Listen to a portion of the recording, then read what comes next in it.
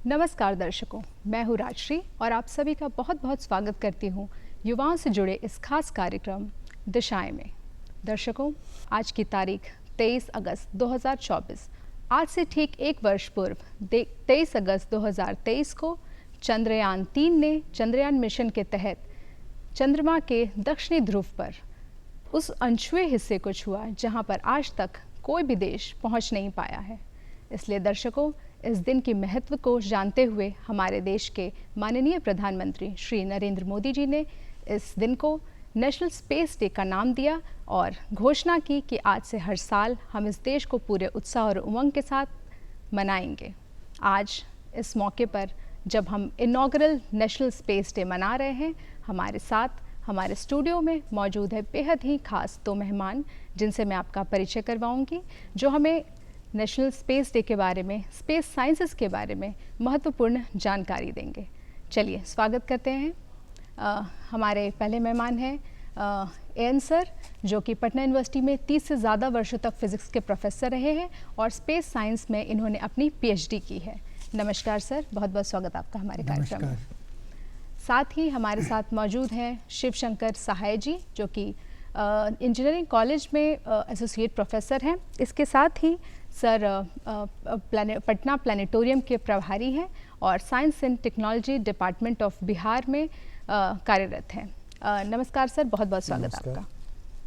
Sir, आज का दिन बेहद ही खास है क्योंकि हमारा पूरा देश जो है पूरे उमंग और उत्साह के साथ नेशनल स्पेस डे मना रहा है।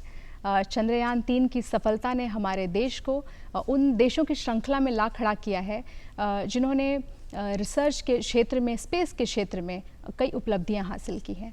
तो सर, सबसे पहले आपसे ये जानना चाहूँगी सहाय सर कि आज के दिन पर विशेष इस महत्व पर आप कुछ रोशनी डालें। आज 23 अगस्त 2024 को हम लोग प्रधानमंत्री मोदी द्वारा आयोजित राष्ट्रीय अंतरिक्ष दिवस मनाया जा रहा है। हर्षोल्लास से हर स्कूल में, हर इंस्टीट्यूशंस में, हर जगह इसकी गूंज है।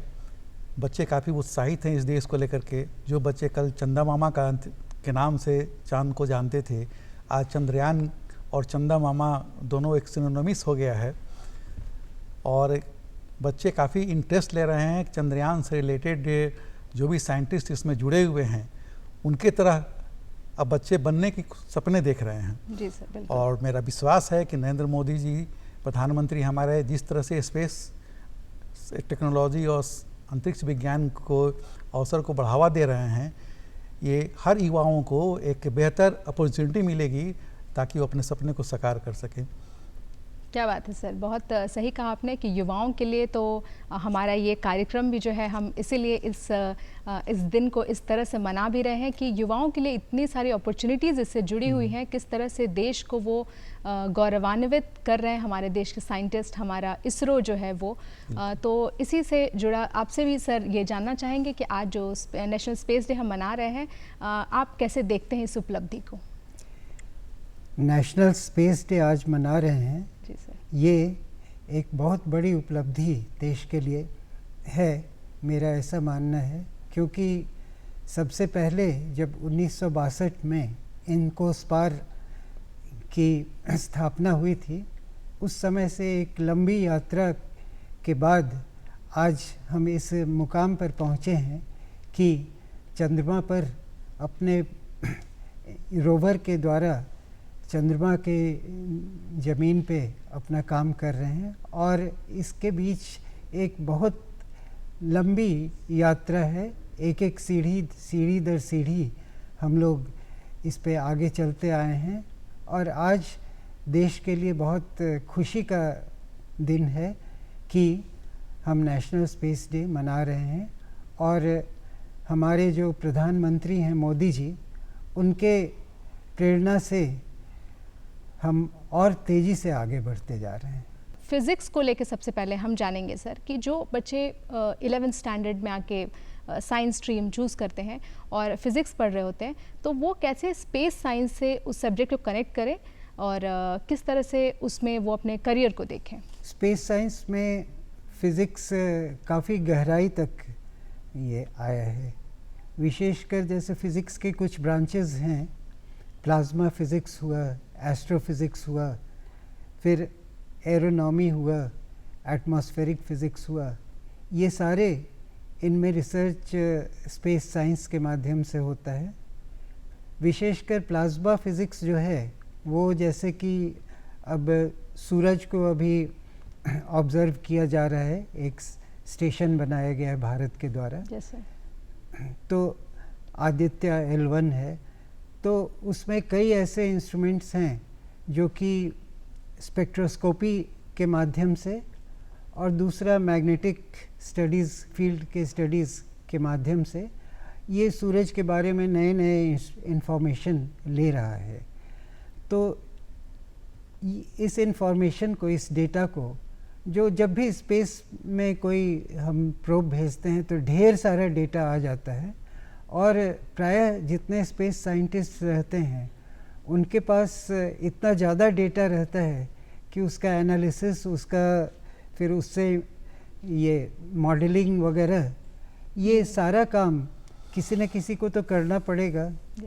तो बहुत सारे लोगों की आवश्यकता है, जो भी स्पेस साइंस से इंटरेस्ट रखता है उसके लिए यहाँ पर अपॉर्चुनिटीज़ हैं। और फिज़िक्स के अलावा भी, जैसे कि ज्योग्राफी, जियोलॉजी, फिर इंजीनियरिंग के बारे में तो बताया सर ने, तो बहुत सारे फील्ड्स हैं। आप किसी भी फील्ड में जाएं, आप देखेंगे कि कहीं ना कहीं ये इसरो या और भी इस तरह के ऑर्गेनाइजेशंस हैं, उसमें आपके लिए ओपनिंग है। हमारे माननीय प्रधानमंत्री नरेंद्र मोदी जी ने आज के दिन को बेहद ही खास बना दिया है और आज पूरा देश नेशनल स्पेस डे मना रहा है। आइए देखते हैं क्या है इस पर विशेषज्ञों की राय। देश चंद्रयान 3 को चंद्रमा के दक्षिणी ध्रुव पर सॉफ्ट लैंडिंग कराने वाला भारत पहला देश है। भारत की इस गौरवशाली अंतरिक्ष यात्रा को गौरव के रूप में मनाए जाने हेतु भारत सरकार द्वारा 23 अगस्त को अंतर्राष्ट्रीय अंतरिक्ष दिवस के रूप में घोषित किया गया है। इस वर्ष प्रथम राष्ट्रीय अंतरिक्ष दिवस का संबोधन माननीय प्रधानमंत्री भारत सरकार द्वारा touching life by touching the moon theme के साथ होगा। अंतरिक्ष दिवस मनाए जाने का उद्देश्य स्पेस टेक्नोलॉजी में भारत के द्वारा किए जा रहे कार्यों को आम जन, छात्र छात्राओं, शिक्षकों, वैज्ञानिकों तक पहुंचाए जाने तथा समाज को इससे होने वाले लाभ से अवगत कराया जाना है। साथ ही युवाओं को स्पेस टेक्नोलॉजी में अभिरुचि उत्पन्न कराने तथा अंतरिक्ष में रिसर्च कार्य हेतु प्रेरित करने के लिए इस दिवस का आयोजन किए जाने का मुख्य उद्देश्य है, ताकि स्पेस टेक्नोलॉजी और रिसर्च के क्षेत्र में हो रहे कार्य को आगे बढ़ाते हुए हमारे राष्ट्र को अग्रणी स्थान पर पहुंचाया जा सके। तो आइए भारत की महानता की अजय यात्रा का जश्न मनाएं एवं इस कार्यक्रम में अधिक से अधिक भागीदारी सुनिश्चित करें। August last year, India became the 4th country to land on the moon and the first to reach its southern polar region. To honor this landmark achievement, Honorable Prime Minister of India, Shri Narendra Modi ji, declared August 23rd as a National Space Day. India is celebrating its maiden National Space Day on August 23rd, 2024 with the theme Touching Lives While Touching the Moon, Indian Space Saga. The celebration of National Space Day at Bharat Mandapam will be organized by the ISRO, and I think it is beneficial to all the scientists and the citizens who want to participate in this national events of the pride. I must congratulate the ISRO and their scientists of the ISRO who has done this remarkable achievement in the space science in the history of India. Thank you very much. 2023 को चंद्रमा के दक्षिणी ध्रुव पर अपना यान उतारने वाला भारत दुनिया का पहला राष्ट्र बना। ऐसे ऐतिहासिक उपलब्धि के प्रतीक के रूप में भारत के प्रधानमंत्री श्री नरेंद्र मोदी जी, इन्होंने इस दिवस को राष्ट्रीय अंतरिक्ष दिवस मनाने का घोषित किया है। राष्ट्रीय अंतरिक्ष दिवस 2024 की थीम है touching the lives while touching the moon. विकसित राष्ट्र की पहल में माननीय श्री नरेंद्र मोदी जी, इनकी पहल, इसमें युवाओं की भूमिका अहम हो जाती है। ऐसे में जरूरी है कि देश की प्रगति और स्पेस क्षेत्र की प्रगति में युवा आगे आए और इसमें बढ़ चढ़कर हिस्सा लें। नमस्कार। जैसा कि हम जानते हैं कि 23 अगस्त को नेशनल स्पेस डे मनाया जा रहा है। यह पिछले साल चंद्रयान की सफलतापूर्वक चंद्रमा पे उतारे जाने की जो उपलब्धि। नमस्कार। जैसा कि हम जानते हैं कि 23 अगस्त को नेशनल स्पेस डे मनाया जा रहा है। यह पिछले साल चंद्रयान की सफलतापूर्वक चंद्रमा पे उतारे जाने की जो उपलब्धि है, इसी को पूरे देश में मनाया जा रहा है। ये बहुत अच्छा इनिशिएटिव है हमारे माननीय प्रधानमंत्री श्री नरेंद्र मोदी जी का। और इससे क्या होगा कि जितने भी युवा हैं, जितने स्टूडेंट्स हैं, उनके बीच में एक जागरूकता आएगी, उन्हें जानने का मौका मिलेगा। माननीय प्रधानमंत्री श्री नरेंद्र मोदी जी ने 23 अगस्त को राष्ट्रीय अंतरिक्ष दिवस के रूप में मनाने की घोषणा की। इस बार के राष्ट्रीय अंतरिक्ष दिवस का विषय चंद्रमा को छूते हुए जीवन को छूना, भारत की अंतरिक्ष गाथा रखा गया है। इसके अंतर्गत विभिन्न कार्यक्रमों और प्रदर्शनी का आयोजन किया जा रहा है, जिसमें कि भारत के अंतरिक्ष मिशनों की उपलब्धियों को प्रदर्शित किया जा रहा है। मैं समझता हूँ इस प्रकार के आयोजनों से युवाओं में एक नई ऊर्जा का संचार होता है और वो हमारे देश के आगामी अंतरिक्ष मिशन में अपना योगदान देने के लिए प्रेरित होंगे। दर्शकों, हमारे साथ स्टूडियो में हमारे दो बेहद ही खास मेहमान मौजूद हैं, जिनके साथ हम आज चर्चा कर रहे हैं नेशनल स्पेस डे के महत्व पर। अभी हमने अमरेंद्र सर से जाना कि फिज़िक्स जो स्टूडेंट्स फिज़िक्स की पढ़ाई कर रहे हैं, वो किस तरह से स्पेस साइंस के क्षेत्र में अवसर तलाश कर सकते हैं, किस तरह से अलग अलग शाखाओं में उनके पास संभावनाएं हैं। ये संभावनाएं तो असीम हैं, पर साथ ही हम चलेंगे सहाय सर के पास और जानेंगे कि ज़्यादातर बायोलॉजी को इतना इम्पोर्टेंस नहीं दिया जाता जब और लोग ज़्यादा जानते नहीं हैं जो स्पेस साइंस में इंटरेस्ट लेते हैं। तो सर, हम आपसे जानना चाहेंगे कि बायोलॉजी कैसे जो है संबंधित है स्पेस साइंस से। ये बड़ी ही इंटरेस्टिंग चर्चा होगी सर, प्लीज़ इसके बारे में कुछ बताएँ। ज़्यादातर लोगों का है कि जो फिजिक्स केमिस्ट्री मैथ पढ़ते हैं वो इंजीनियरिंग डिग्री लेते हैं, उन्हीं को स्पेस डेवलपमेंट में अपॉर्चुनिटी मिलती है। लेकिन आज के बदले हुए परिवेश में जब हम लोग अंतरिक्ष विज्ञान में डे बाय डे बहुत सारा डेवलपमेंट हो रहा है, काफ़ी प्राइवेट और गवर्नमेंट ऑर्गेनाइजेशंस तरह तरह के रॉकेट सिस्टम डेवलप करके भेज रहे हैं, तो इसमें प्लस टूरिज्म, स्पेस टूरिज्म भी डेवलप कर गया है। सो पहले कॉस्मोनॉट और एस्ट्रोनॉट या जो भी स्पेस में जाते थे, बहुत कम लोग जाते थे, और आजकल एक ट्रेंड हो चुका है सब लोगों को कि स्पेस टूरिज्म किया जाए। तो ज़्यादा लोगों के जाने के कारण स्पेस में जो जीरो ग्रेविटी होता है उसमें वो एडवर्स इफेक्ट पड़ता है ह्यूमन फिजियोलॉजी में। जैसे अभी सुनीता विलियम जी गई हैं, 8 दिन गई थी, अभी तो वो फंसी हुई हैं। तो अभी उन्होंने न्यूज़ देखे कि पेपर उनके पैर के जो हड्डी है, जो जॉइंट्स है, वो जॉइंट्स गलने लगा है। Support system, life support system काफ़ी वीक हो गई हैं। तो इस परिस्थितियों में एक बायोलॉजी का बहुत बड़ा कंट्रीब्यूशन है, मेडिकल साइंस का कंट्रीब्यूशन है कि उससे जीरो ग्रेविटी में हम लोग क्या लाइफ सपोर्ट सिस्टम डेवलप करें, ताकि उनको जो भी एस्ट्रोनॉट्स हैं, जो भी स्पेस में जाते हैं, उनका हेल्थ ठीक ठाक रहे, वो काफ़ी दिनों तक वहाँ पे रह करके एक्सपेरिमेंट कर सके। इस हिसाब से बायोलॉजी और मेडिकल साइंस का काफ़ी ज़्यादा स्कोप अब बनने लगा है। पहले हम लोग ये बायोलॉजी का और मेडिकल साइंस का स्कोप इसमें कम देखते थे, और ये जो डेवलपमेंट हुआ, लाइफ सपोर्ट सिस्टम का डेवलपमेंट है, इसका स्पिन ऑफ इफेक्ट पड़ता है कि हम धरती पे जो रहने वाले लोग हैं उनको भी ये स्पिन ऑफ इफेक्ट की तरह ये जो डेवलपमेंट होता है वहाँ अवेलेबल होता है। इसलिए बायोलॉजी का भी काफ़ी अच्छा स्कोप है। आपसे जानना चाहेंगे कि वो छात्र छात्राएं, वो युवा जो ऑलरेडी इस क्षेत्र में है, किसी न किसी फील्ड में, इससे जुड़े हुए फील्ड्स में है, या वो जो अभी इसके बारे में बहुत ज़्यादा नहीं जानते हैं, तो उनको किस तरह से प्रेरित किया जाए कि वो इन सब्जेक्ट्स में रुचि लें? और जैसा कि आपने बताया कि टूरिज़्म, जर्नलिज़म, बायोलॉजी से जुड़े जो भी विषय इससे मेल खाते हैं, तो इन सब में जुड़कर कैसे वो अपने लिए कुछ इस तरह के फील्ड्स को जाने और उसमें रुचि लें कि उसको इन असीम संभावनाओं को खंगालने की कोशिश करें, कैसे वो अपने करियर को इसमें देखें? सर, इसके बारे में बताएं। जो लोग एक स्पेस से इंटरेस्टेड हैं, वो लोग तरह तरह के प्रोग्राम से होते रहते हैं। इसरो का भी बहुत सारा प्रोग्राम से चलता रहता है। इसरो बहुत सारा फेलोशिप और इंटर्नशिप कराती रहती है।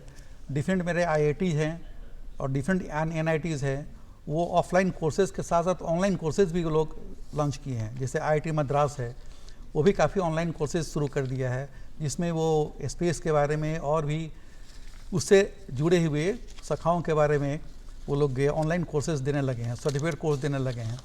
बहुत सारा जो NGOs है वो भी इसमें आगे बढ़ कर के पार्टिसिपेट कर रहे हैं, प्राइवेट ऑर्गेनाइजेशन है पार्टिसिपेट कर रही है। अमरेंद्र सर, आपसे जानना चाहेंगे, अब हम चंद्रयान 3 तक पहुंच गए, तो अब तक की हमारी जर्नी हम बहुत दूर पहुंच गए हैं। तो सर, आप उस बारे में हमें कुछ बताएं कि ये चंद्रयान 1 से लेकर चंद्रयान 3 तक की जर्नी में आपकी क्या एक्सपीरियंस रहा है, किस तरह की बातें आपके साथियों के बीच होती हैं? चंद्रयान 1 की जब परिकल्पना की गई थी, उस समय हमें तो लगता था कि अब इतनी दूर हम जा ही नहीं सकते हैं, बहुत 2.5 लाख किलोमीटर या ऐसे ही दूर है, तो वहाँ तक जा ही नहीं सकते हैं। पर खैर भारत ने प्रयास किया और सफलता भी मिली। चंद्रयान 1 के समय एक्चुअली जब उसका प्लानिंग हो रहा था, तो शुरू में ये विचार आया था कि चंद्रमा की परिक्रमा करेगा चंद्रयान 1, पर उस मीटिंग में प्रोफेसर APJ अब्दुल कलाम भी थे। उन्होंने एक बात कही जो कि जब भारत के लोग इतनी दूर जा रहे हैं तो चंद्रमा पर अपना छाप क्या नहीं छोड़ेंगे, और इसलिए तय किया गया कि चंद्रयान 1 में 2 भाग होंगे। एक भाग चंद्रमा पर अलग होके चंद्रमा पर जाएगा, वहाँ पर भारत की झंडा को मतलब लहराएगा, और दूसरा भाग चंद्रमा के चारों तरफ चक्कर काट कर और वहाँ से फोटोग्राफ्स भेजेगा और भी इंफॉर्मेशन भेजेगा। तो हुआ ये कि जो भाग चंद्रमा पे टूट के गिरने वाला था, उसमें एक एक्सपेरिमेंट था जो संयोग से मेरे ही एक मित्र के देखरेख में वो एक्सपेरिमेंट किया गया था, वो मकबूल अहमद, और वो एपरेटस था क्वाड्रुपोल मास स्पेक्ट्रोमीटर। तो वैसे तो मास स्पेक्ट्रोमीटर बहुत भारी होता है, लेकिन क्वाड्रुपोल मास स्पेक्ट्रोमीटर हल्का बनाना कि चंद्रयान पर जा सके, ये एक बहुत बड़ा चैलेंज था। और खैर उस टीम ने उस चैलेंज को सक्सेसफुली मीट किया, और वो जब चंद्रमा पर गिरते समय उसने चंद्रमा के वातावरण बहुत जो हल्की है उससे मॉलिक्यूल्स को लेके उसका एनालिसिस किया, तब उसी में पहली बार पता चला कि चंद्रमा पर पानी भी है। और यह मेरे विचार से चंद्रयान 1 का जो 2 सबसे बड़ा अचीवमेंट था, उसमें एक ये था, और दूसरा अचीवमेंट ये कि उसका जो ऑर्बिट था वो इस तरह का डिज़ाइन किया गया था कि करीब बाकी देशों को जितना खर्च लगा उससे 1/10 खर्च में भारत ने चंद्रमा पर अपना छाप छोड़ दिया। और मुझे बताया गया कि इस ऑर्बिट को भी तय करने में मतलब हर 5 मिनट के बाद अगर लॉन्च हो तब कैसे जाएगा वो यान, और हर इस तरह के इसको सुपर कंप्यूटर जो भारत का है उसका 3 घंटा लगता था कैलकुलेट करने पे, और तब कुछ छोटे छोटे विंडोज़ मिले जिसमें अगर लॉन्च किया जाए तो वो बहुत कम खर्च में एक के बाद एक पृथ्वी और चंद्रमा के ग्रेविटेशनल फील्ड का उपयोग करते हुए वो बहुत आसानी से पहुंच सकता है। हमारा मिशन सक्सेसफुल हो पाएगा। हो पाएगा। सर, इसके बाद आपसे जानना चाहूँ कि चंद्रयान 2 की जो जर्नी थी वो कैसी रही, और क्या ऐसी चूक रह गई कि फिर से चंद्रयान 3 की ज़रूरत हमें पड़ी? चंद्रयान 2 में के लिए एक रोवर बनाया गया था, गाड़ी बनाई गई थी जो कि चंद्रमा पर अलग अलग जाके वहाँ पर इकट्ठा करता है डेटा। तो उस गाड़ी को चंद्रमा तक पहुँचाने के लिए एक लैंडर भी बनाया गया था, पर शायद हमारे एक्सपीरियंस की तो कमी थी ही, कहीं आकलन गलत हो गया और वो लैंडर जब चंद्रमा पर उतरा तो जितने वेग से उतरना चाहिए था उससे ज़्यादा वेग से उतरा और उसके कारण वो टूट गया वहाँ पर। बाकी वो चंद्रयान 2 का जो पूरा लक्ष्य था उसका 95% तो सक्सेसफुल हुआ। 5% यही जो था जो कि मतलब अनसक्सेसफुल रहा, और इसके लिए काफ़ी जो साइंटिस्ट थे जिनका एक्सपेक्टेशन काफ़ी हाई था उनमें एक निराशा की लहर फैल गई थी। लेकिन उस समय हमारे जो प्रधानमंत्री थे वो भी संयोग से वो कंट्रोल सेंटर पे उपलब्ध थे और उन्होंने चीज़ों को संभाला और बहुत ढाढ़स दिया कि गलतियां तो जब तक नहीं होंगी हम आगे कैसे बढ़ेंगे, लेकिन यहीं पे रुक नहीं जाना है, आगे भी बढ़ना है। और जिस तरह से उन्होंने सांत्वना दिया और एक प्रेरणा दिया कि अभी हमें और भी बहुत आगे बढ़ना है, ये एक कहा जाए कि बहुत ही मतलब अनुभव था जो कि अपूर्व था। सर, अनंत अंतरिक्ष में भारत ने जिस तरह से ये उपलब्धि जो हासिल की है, ये कहीं ना कहीं एक शंखनाद की तरह देखा जा रहा है और युवाओं को प्रोत्साहित करने के लिए बहुत बड़ा कदम है ये। युवा जो है वो उस ओर देख रहे हैं कि यहाँ इतना सारा हमारे साइंटिस्ट ने, हमारे इंजीनियर्स ने, हमारे टेक्नीशियंस ने इतना कुछ काम कर दिखाया है जिसने पूरे देश को गौरवान्वित किया है। सर, आज के दिन के लिए युवाओं को क्या संदेश देंगे आप? अमरेंद्र सर। देखिए, आज के युवा, एक जो बहुत बड़ा अंतर आया है वो मैं बताना चाहता हूँ कि पहले जो हम दिशाहीन थे, आज के युवा काफ़ी हद तक ये समझते हैं कि उन्हें कहाँ जाना है और अपना इंटरेस्ट है, अपना जो प्रेरणा है वो खुद अपनी प्रेरणा बनते हैं और अपने साथ साथ देश को भी आगे बढ़ा रहे हैं। तो अंतरिक्ष में बहुत सारी चुनौतियां हैं, उन चुनौतियों के आज के युवा स्वीकार कर रहे हैं, खुद अपने रॉकेट बनाते हैं और खुद उन पर सैटेलाइट के रूप में इंस्ट्रूमेंट डालते हैं और इसमें बहुत बड़ा इसरो का एक योगदान है, उनको मदद करता है। अच्छा आइडियाज़ जो आज है तो उसके लिए अपॉर्चुनिटीज़ खुली हुई हैं और मैं तो कहूँगा फिर जो प्रोफेसर कलाम ने कहा कि सपने देखो और उन्हें साकार करो, और प्रोफेसर कलाम का भी बहुत बड़ा योगदान इस अंतरिक्ष में रहा है। प्रधानमंत्री जी ने अपने संबोधन में ये कहा था कि हमारा देश, हमारा युवा जो है वो अलग सोचता है, अलग तरीके से सोचता है। तो ये इस तरीके से सोचने के लिए और इन अपार संभावनाओं को, इन असीम संभावनाओं को स्पेस के क्षेत्र में जिस तरह से देखा गया है, सर आज इस मौके पर, इस विशेष मौके पर युवाओं को क्या संदेश देंगे आप, सहाय सर? जैसे अंतरिक्ष विज्ञान और अंतरिक्ष तकनीकी आज घर घर में चर्चा का विषय बन गया है।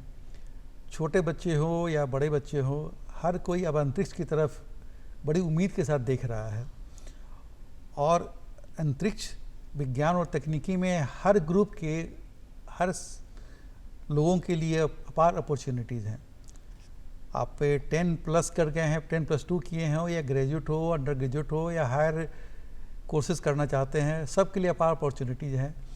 डिफरेंट से ऑर्गेनाइजेशंस इंडिया में भी है और बाहर में भी है। तो जो लोग ये स्पेस से इंटरेस्ट रखते हैं, जिनको फैसिनेशन लगता है स्पेस में, वो लोग कहीं ना कहीं अपने को उसमें ढाल लेते हैं। आजकल घर घर में देखिएगा रोबोटिक्स और ड्रोन बच्चे आदर कर रहे हैं। जी सर। ड्रोन सिस्टम हर स्कूल में, हर कॉलेज में ड्रोन कॉम्पिटिशन्स होता है। इंजीनियरिंग कॉलेज में टेक फेस्ट होता है, जिसमें बहुत इंपॉर्टेंट कंपोनेंट है ड्रोन कंपटीशन और रोबोटिक्स कंपटीशंस। तो ये ड्रोन और रोबोटिक्स कहीं ना कहीं उनको स्पेस की तरफ उत्साहित करता है। ठीक है, आजकल बहुत सारा मॉडल है, एरोनॉटिकल मॉडल है जो बच्चे बनाते हैं।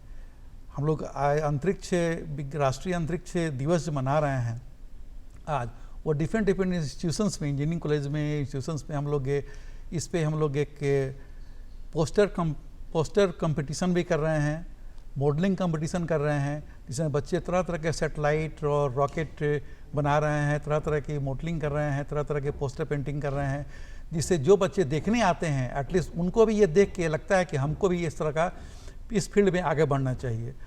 सो काफ़ी अच्छा है कि हमारे प्रधानमंत्री जी ने काफ़ी अच्छा एक माहौल क्रिएट कर दिया है राष्ट्रीय अंतरिक्ष दिवस घोषित करके, और हर तबके में, इवन कि गांव, कस्बा, शहर, छोटे शहर, बड़े शहर, सब जगह राष्ट्रीय अंतरिक्ष दिवस की गूंज है। तरह तरह के प्रोग्राम हो रहे हैं, कोई पैसिव लर्निंग कर रहा है तो कोई एक्टिव लर्निंग कर रहा है। इसलिए आने वाला समय अंतरिक्ष का ही है, और मुझे पूरी उम्मीद है कि अंतरिक्ष चंद्रयान 3 से हम लोग पहले हैं जो साउथ पोल पे चांद गए, और चौथे हैं आफ्टर रसा, यूएस एंड चाइना, जो हम लोग मून पे लैंड किए हैं। तो आने वाला समय, आने वाला जो हमारा युग है, ये हम कह सकते हैं कि हमारे जो युवा वर्ग हैं, इनके सतत प्रयास से हम अंतरिक्ष विज्ञान में सर्वोपरि हो जाएं, विश्व गुरु की तरह फिर से छा जाएं, यही मनोकामना मेरी है। अमरेंद्र सर, सहाय सर, आप दोनों हमारे स्टूडियो में आए, अपना बहुमूल्य समय हमें दिया और इतनी अद्भुत जानकारी हमें स्पेस के बारे में दी, हमारे युवाओं को मार्गदर्शन दिया। सर, आपका बहुत बहुत धन्यवाद यहाँ आने के लिए। और धन्यवाद आपको भी। इसके साथ ही हमारा पूरा डीडी बिहार परिवार आप सभी दर्शकों को नेशनल स्पेस डे की बहुत बहुत बधाई और शुभकामनाएं देता है। धन्यवाद।